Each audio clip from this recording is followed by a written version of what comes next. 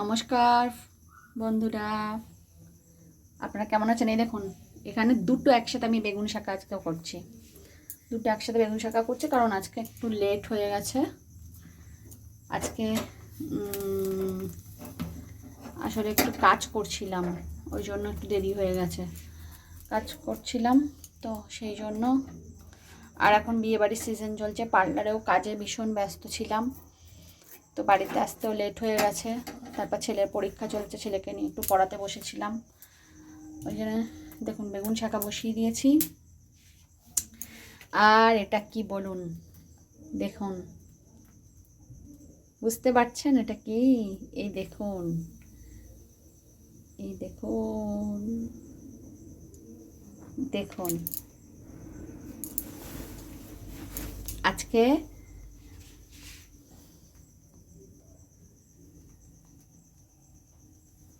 যে এই দেখুন, আজকে বেগুন শাঁকাটা ওইদিকে হতে হতে আমি বানিয়ে নেবো এখানে একটু। আজকে একটু বাজারে দেখলাম খুব সুন্দর, এই দেখুন কুল, একদম সুন্দর পাকা কুল পেয়ে গেছি। এই যে পাকা কুল পেয়ে গেছি। চলুন বেগুন শাঁকাটা একটু এদিকে করে দিই। এই দেখুন একদম পরিষ্কার করে ধুয়ে একটু আমি রোদেতে শুকিয়ে নিয়েছিলাম কুলগুলোকে। এই দেখুন কি সুন্দর। এই যে দেখুন, এখন অনেক রাত্রি হয়ে গেছে আজকে, জানেন তো। ছেলেকে পড়িয়ে উঠে তারপরে গ্যাসটা জ্বেলে নিলাম। এবারে কুলের আচারটা বানিয়ে নিই, নাহলে কুলগুলো আমার নষ্ট হয়ে যাবে। এই যে আমার ছেলের খুব ইচ্ছা হয়েছে, মা একটু কুলের আচার করবে। আমি কখনো কুলের আচার খাইনি। এই যে বাইরে বিক্রি হয়, কিন্তু আমি সেগুলো দিতে চাই না, কারণ বাইরের জিনিস আমি ছেলেকে একটু কম দেওয়ারই চেষ্টা করি। বাড়িতে সব কিছু বানিয়ে দিলে ও একটু খেতে পারে। আমরাও তো ছোটোবেলায় আমার মাও কুলের আচার বানাতো, খেতাম। তো ওই বা মিস করবে কেন, তাই না বলুন? আমরা মায়েরা যদি একটু একটু করে বাচ্চাদেরকে করে দিই, তাহলে ওরাও সব কিছুটা এনজয় করতে পারবে। তো আমরা ছোটোবেলায় মা কুলের আচার করে রাখতো, আমরা খেতাম। তো আমি চাই মানে আমার ছেলেও যেন সেগুলো কোনো কিছু মিস না করে, যার জন্য ওকে আমি সব কিছুই মানে বানিয়ে দেওয়ার চেষ্টা করি। এই যে একটু কড়াতে তেল দিয়ে দিলাম, সর্ষের তেল দিয়ে দিলাম। এবার দিয়ে দেবো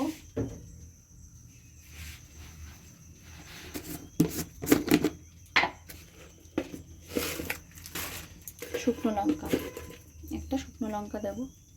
দেখে দেখুন বেগুন শাঁকাটা হচ্ছে। অ্যাকচুয়ালি এক হাতে ভিডিও করছি, এক হাতে রান্না করছি, তো ওই জন্য একটু অসুবিধা হচ্ছে। এবারে এতে দিয়ে দেবো একটু পাঁচফোড়ন। পাঁচফোড়ন দিয়ে দিলাম। এতে পাঁচফোড়নও দেয়, আবার সর্ষে ফোড়নও দেয় অনেকে। ঠিক আছে, তো আমি পাঁচফোড়নটাই দিলাম। সর্ষেটা এখন আছে, এখন হাতের কাছে নেই, এখন সর্ষে আনতে গেলে দেরি হয়ে যাবে, তো সেই জন্য এখন আর দিলাম না সর্ষেটা। দারুণ, বেগুনটা আবার উল্টে দিই একটু।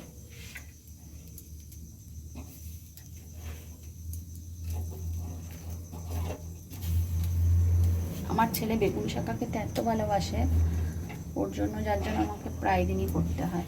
এই যে দেখেছেন, আর কুলগুলো দেখুন একবার, জাস্ট সুন্দর পরিষ্কার। আর আমাকে বেছে বেছেই সব দিয়েছিল, একটাও ফাটা নেই, কিছুই পরিষ্কার। দেখুন বেগুন শাঁকাটা হাত দিয়েছি, হাতটা কালো হয়ে গেছে। চলো নেবে কুলগুলো দেখে কি লোভ লাগছে না? মনে হচ্ছে বিট নুন দিয়ে একটু খেয়ে নিই। যে দেখুন, চলুন এবার কুলগুলো কড়াতে দিয়ে দিই।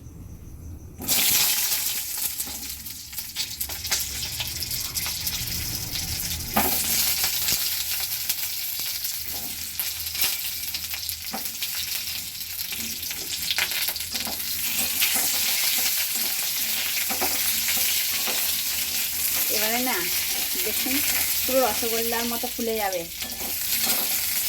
ফুলগুলো। তেলের মধ্যে একটু নাড়াচাড়া করে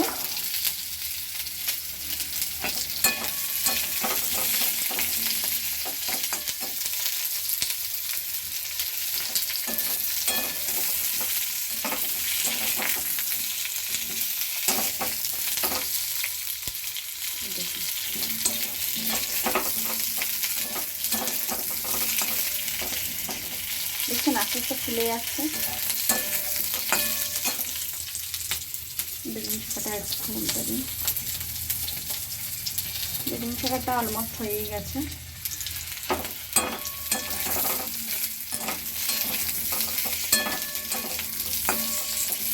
সকালে উঠি তো এখন আবার একটু চাপও পড়ে গেছে আমার। কদিন আমার রান্নার যিনি কাকিমা যিনি রান্না করেন আমার, উনি আসছেন না, বিয়ে বাড়ি গেছেন, তো সেই জন্য রান্নার দিকেও চাপ একটু পড়ে গেছে। তারপর পার্লারেও চাপ পড়ে গেছে, এদিকে ছেলেরও পরীক্ষা, তার মধ্যেও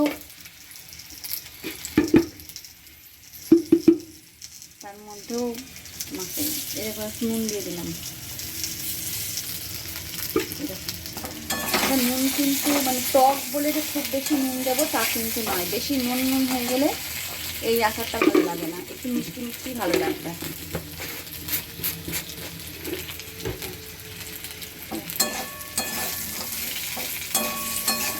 নেড়ে নিতে হবে।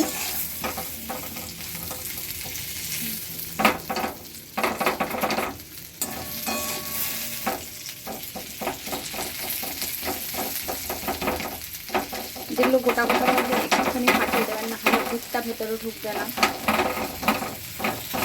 এইভাবে একটু ফাটিয়ে ফাটিয়ে দিতে হবে। এই দেখুন এটা পুরো রসগোল্লার মতো ফুলে গেছে। এই দেখুন পুরো ফুলে গেছে, ফাটছে।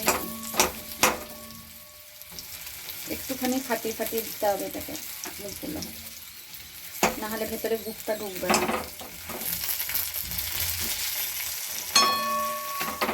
এত ফুলে গেছে যে মানে ফটাস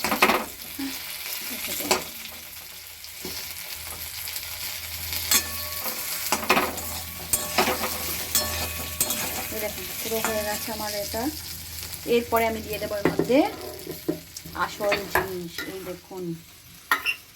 এই দেখুন গুড়, আখের গুড়। এই দেখুন পরিষ্কার গুড়টা খুব ভালো, সুন্দর গুড় দেখে দিয়ে দিচ্ছি।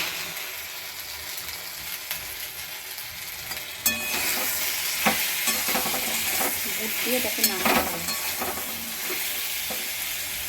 এই দেখুন রসগোল্লার মতো ফুলে গেছে। এই দেখুন ভরাস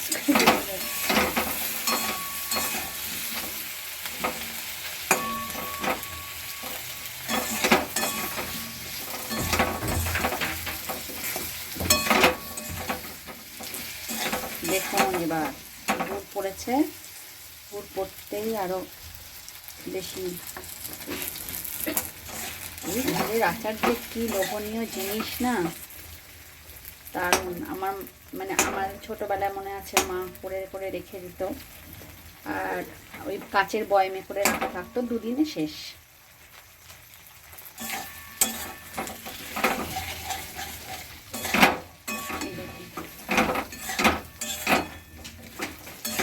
এইভাবে থেকে নামতে হবে।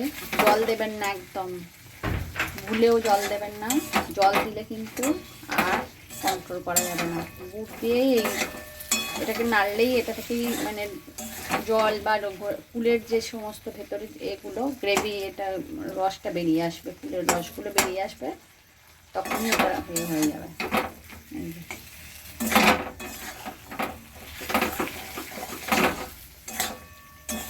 এই যে গুড় দিয়ে ভালো করে নাড়তে হবে অনেকক্ষণ ধরে। হ্যাঁ, একটু গুড় দিয়ে দিলাম, কারণ এগুলো তো টক কুল, একটু টক হবে।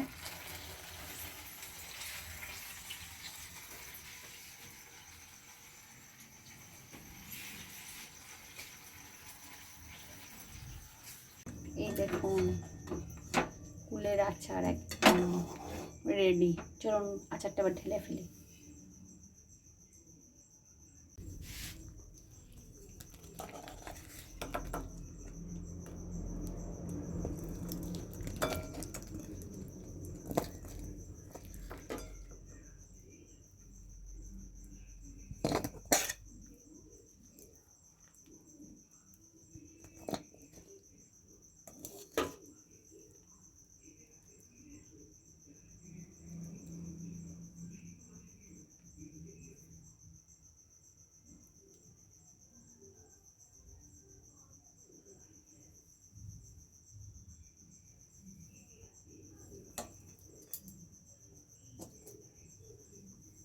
আচারটা ঢেলে ফেললাম।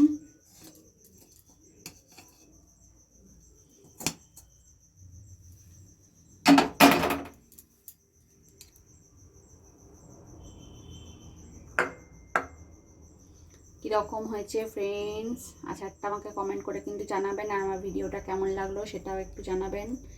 আর যারা আমার নতুন এই ভিডিওটা দেখছেন তারা ভিডিওটা আমার একটু সাবস্ক্রাইব করে দেবেন, ঠিক আছে? তাহলে আমার নতুন নতুন ভিডিওগুলো সকলে আপনারা দেখতে পাবেন।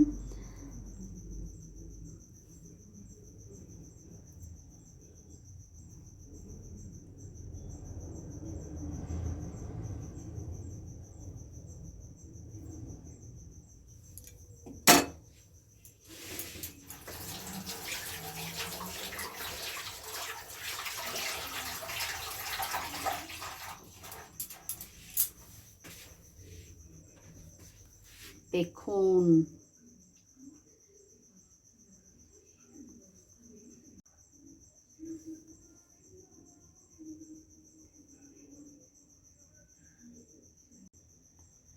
এই দেখুন কিরকম হয়েছে, কার কার জিভে জল এসে যাচ্ছে বলুন। চলুন এবার এটা তো রেডি হয়ে গেল। এবার এর মধ্যে আমি একটা জিনিস দেব, সেটা দেখতে থাকুন কি দিচ্ছি। এই দেখুন ভাজা মশলা, জিরে আর শুকনো লঙ্কা শুকনো খোলাতে নেড়ে, মানে শুকনো কড়াই আর কি, তেল ছাড়া নেড়ে আমি গুঁড়িয়ে রেখেছিলাম। সে মনে আছে কড়াইশুঁটির কচুরি করেছিলাম, তখন এই মশলাটা দিয়েছিলাম ওই এটার মধ্যে, বাটাটার মধ্যে কড়াইশুঁটি, এটা একটু মশলাটা ছড়িয়ে দিলাম। এই যে এটা দিলে আরও সুন্দর টেস্ট হয়ে যাবে আচারটা। দেখুন যা হয়েছে না খেতে। চলুন এবার একটা টেস্ট করব।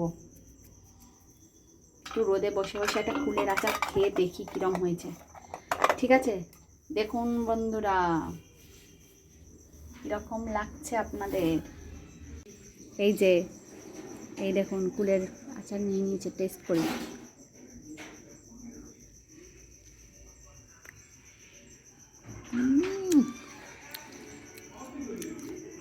দারুণ।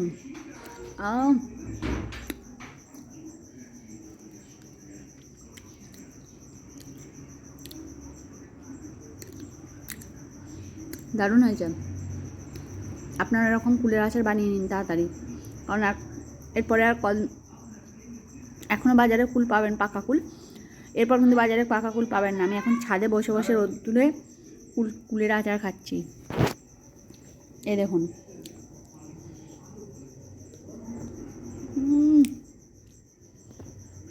দারুণ হয়েছে।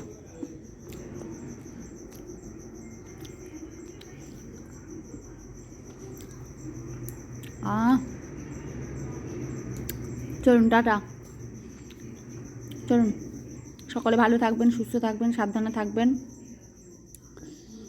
আর ভিডিওটা ভালো লাগলে অবশ্যই সাবস্ক্রাইব করে দেবেন। Tata, bye bye.